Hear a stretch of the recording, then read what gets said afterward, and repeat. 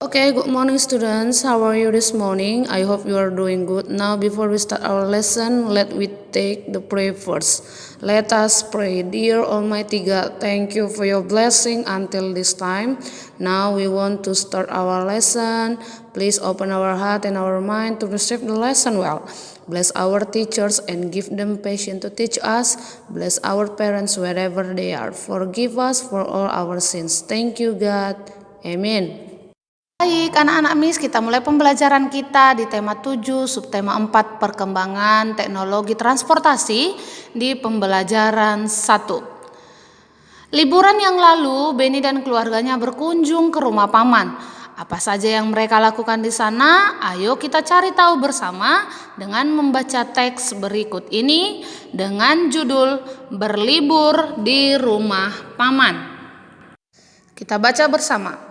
Saat liburan sekolah, Benny mengunjungi rumah paman. Rumah paman Benny berada di Manado. Manado adalah ibu kota Sulawesi Utara. Manado memiliki beberapa pulau yang mempesona. Paman mengajak Benny berkeliling kota dengan mengendarai bendi. Bendi adalah alat transportasi tradisional Manado. Orang Manado menggunakan bendi sejak dahulu. Di Pulau Jawa, bendi dikenal dengan delman atau dokar. Bendi adalah alat transportasi sederhana yang ditarik kuda. Benny melihat orang Manado menggunakan bermacam-macam alat transportasi. Ada yang bersepeda dan mengendarai mobil pribadi. Ada juga yang mengendarai sepeda motor. Sebagian besar orang Manado menggunakan angkutan kota. Paman menjelaskan bahwa cara orang bepergian mengalami perubahan. Dulu orang bepergian dengan menggunakan bendi. Saat ini orang bepergian dengan menggunakan alat transportasi modern. Benny pergi ke Manado menggunakan mobil dan pesawat. Alat transportasi apa saja yang pernah kamu gunakan? Nah, ini tadi sudah kita bahas karena di Zoom kita. Nah, setelah membaca teks berlibur di rumah paman, garis bawahi kalimat pertama dari setiap paragraf, kemudian tuliskan isi cerita dari setiap paragraf. Nah, isi cerita dari paragraf pertama adalah saat liburan sekolah, Benny mengunjungi rumah paman. Isi cerita paragraf kedua, paman mengajak Benny berkeliling kota dengan mengendarai bendi. Isi cerita paragraf ketiga, Benny melihat orang Manado menggunakan bermacam-macam alat transportasi. Dan isi paragraf 4 adalah paman menjelaskan bahwa cara orang bepergian sudah mengalami banyak perubahan. Nah, itu adalah isi cerita dari kalimat utama tiap paragraf. Nah, urutkan perkembangan cara orang bepergian. Urutkan dengan memberi nomor pada kotak yang tersedia, lalu ceritakan kepada temanmu. Nah, perhatikan di sini ada beberapa gambar perkembangan menggunakan alat transportasi. Nah, kita berikan angka atau nomor pada setiap gambar. Nah, urutannya mulai dari berjalan kaki, lalu menggunakan hewan atau binatang untuk alat transportasi. Yang nomor 2, lalu kita telah ada penambahan sedikit dengan alat yang digunakan di belakang hewan tersebut, yaitu delman atau bendi. Nomor 4 mobil dan nomor 5 pesawat. Nah, pada zaman dahulu manusia bepergian ke berbagai tempat masih berjalan kaki. Berjalan kaki merupakan model transportasi tertua sebelum penggunaan hewan menjadi alat bantu transportasi. Selanjutnya, manusia mulai menggunakan hewan sebagai alat transportasi. Beberapa jenis binatang yang sudah lumrah dijadikan sebagai alat transportasi manusia antara lain kuda, unta, sapi, dan keledai. Selanjutnya, manusia menggunakan hewan sebagai penarik kendaraan. Sebelum mengenal mesin, apalagi bahan bakar, manusia menggunakan kereta yang ditarik oleh hewan. Salah satu contohnya adalah delman. Setelah mengenal mesin dan bahan bakar, manusia mulai menggunakan kendaraan bermesin. Salah satu contohnya adalah mobil. Mobil dapat bergerak lebih cepat jika dibandingkan dengan delman. Mobil digerakkan oleh mesin dan juga bahan bakar. Setelah mengenal mobil, manusia masih membutuhkan alat transportasi yang lebih cepat dibanding mobil, yaitu pesawat terbang. Dengan pesawat terbang, manusia dapat bepergian lebih jauh. Nah, itu adalah untuk pembelajaran pertama di subtema 4. Sekarang kita lanjut ke pembelajaran kedua, masih perkembangan teknologi transportasi. Paman mengajak Beni ke Pulau Bunaken. Bunaken memiliki keindahan bawah laut yang terkenal di dunia. Saat bepergian ke Bunaken, Beni menggunakan perahu. Bagaimana suasana di dalam perahu yang ditumpangi? Kita baca teks berikut bersama-sama. Judulnya, Pergi ke Pulau. Paman mengajak Beni pergi ke Pulau Bunaken dengan perahu umum. Perahu umum dapat ditumpangi siapa saja. Perahu yang ditumpangi Beni dapat memuat 30 orang penumpang. Di perahu Beni bertemu banyak orang. Perahu berisi penumpang yang beragam. Ada penumpang laki-laki dan perempuan.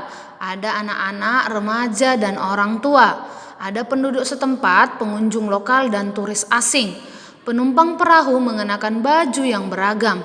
Turis asing mengenakan celana pendek dan kaos tanpa lengan. Ada juga yang memakai pakaian seragam. Semua penumpang duduk bersama-sama di dalam perahu. Nah, selama di perahu, Paman menyapa penumpang. Paman juga berbincang-bincang dengan penumpang. Mereka tertawa bersama saat ada yang melucu. Mereka senang dengan suasana akrab di perahu. Paman berdiskusi tentang transportasi air dengan turis asing. Paman bercerita bahwa Indonesia adalah negara pelaut. Transportasi air sudah digunakan sejak zaman dahulu. Awalnya transportasi air hanya perahu kayu yang digerakkan dengan menggunakan tangan. Ada kano dan sampan.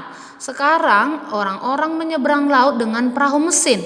Ada kapal feri yang dapat menampung banyak orang. Ada speedboat yang dapat bergerak dengan cepat. Ada juga kapal pesiar yang digunakan untuk pergi jarak jauh. Nah, seperti apakah transportasi air di masa depan?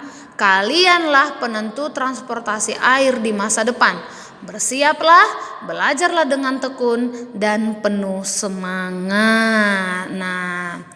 Nah, kita telah membaca teks Pergi ke Pulau. Sekarang kita garis bawahi kalimat pertama dari setiap paragraf. Lalu kita tulis kembali isi ceritanya.